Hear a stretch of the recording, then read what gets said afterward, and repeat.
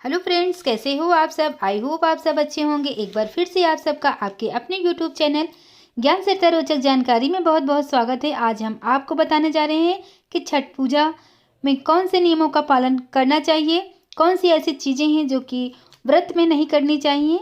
तो आप सभी लोग हमारी वीडियो को ध्यान से सुनिएगा और वीडियो पसंद आए तो वीडियो को लाइक भी करिएगा। फ्रेंड्स, जैसे कि आप सभी लोग जानते हैं कि दीपावली के 6 दिन बाद कार्तिक महीने की षष्ठी यानी छठी तिथि को ये महापर्व मनाया जाता है। नहाय खाए के साथ ये पर्व शुरू होता है और व्रती 36 घंटे तक निर्जला व्रत रखकर सूर्यदेव और छठी मैया की आराधना करते हैं।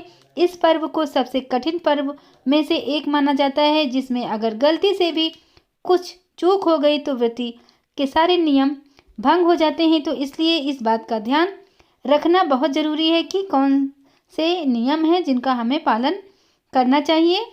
इस दिन छठी मैया की पूरे विधि विधान और कठोर नियम के साथ पूजा की जाती है। छठ पर्व के पहले दिन नहाय खाए, दूसरे दिन खरना मनाया जाता है, जबकि षष्ठी की शाम यानी कि तीसरे दिन ढलते सूरज को अर्घ्य दिया जाता है और फिर अगली सुबह चौथे दिन उगते सूरज को अर्घ्य देने के साथ छठ पर्व का समापन किया जाता है। ऐसी मान्यता है कि छठ का व्रत रखने से संतान की प्राप्ति होती है और संतान के सारे कष्ट भी दूर होते हैं। तो सबसे पहले प्रसाद को बनाते समय शुद्धता बहुत ज़रूरी है। छठी मैया का प्रसाद बनाने के लिए प्रयोग में आने वाला अनाज घर पर धोकर, कूटकर और घर पर ही पीसकर बनाया जाता है।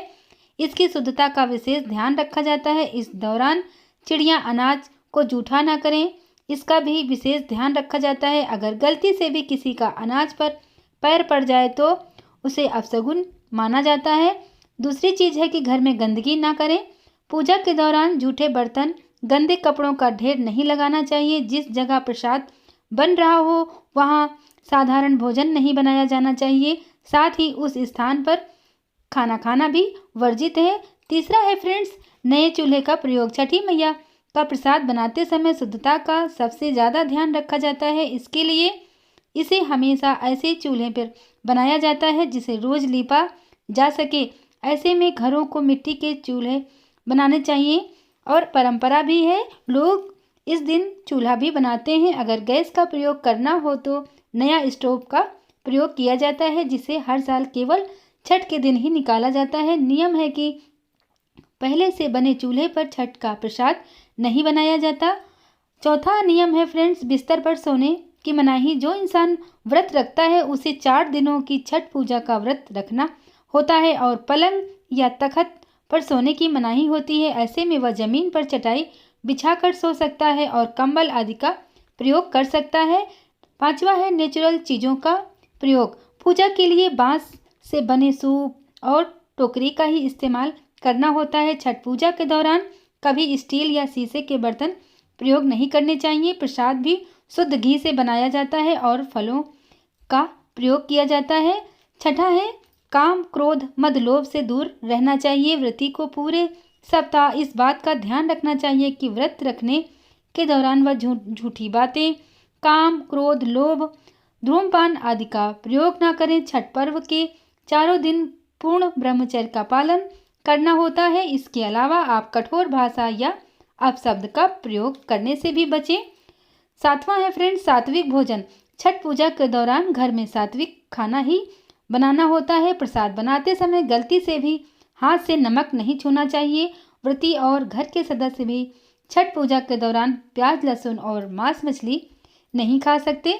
आठवां नियम है, जो महिलाएं या पुरुष छठ के दौरान व्रत रखते हैं उनकी सेवा करने पर काफ़ी फल मिलता है। मान्यता ऐसी है कि छठ पूजा का व्रत रखने वाले व्रती बहुत पवित्र होते हैं, इसलिए व्रती की सेवा करना फलदायी माना जाता है। ऐसे में लोग उसके कपड़ों को धोना, पूजा के दौरान उनकी मदद करना आदि शुभ काम मानते हैं।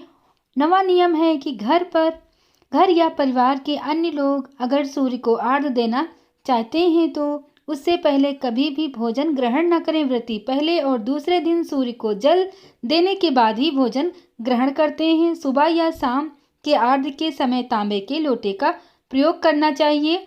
सूर्य भगवान को तांबे के बर्तन से अर्घ्य देने की विशेष कृपा मिलती है। अगर आप भगवान सूर्यदेव को तांबे के बर्तन से आर्घ्य देंगे तो उनकी विशेष कृपा आप पर बनी रहेगी।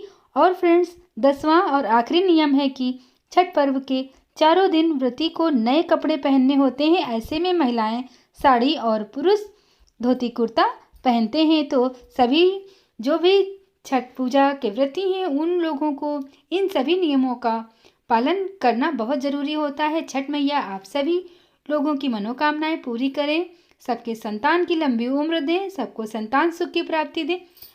इसी मंगल कामना के साथ जय हो माता रानी की। फिर मिलते हैं नई वीडियो के साथ।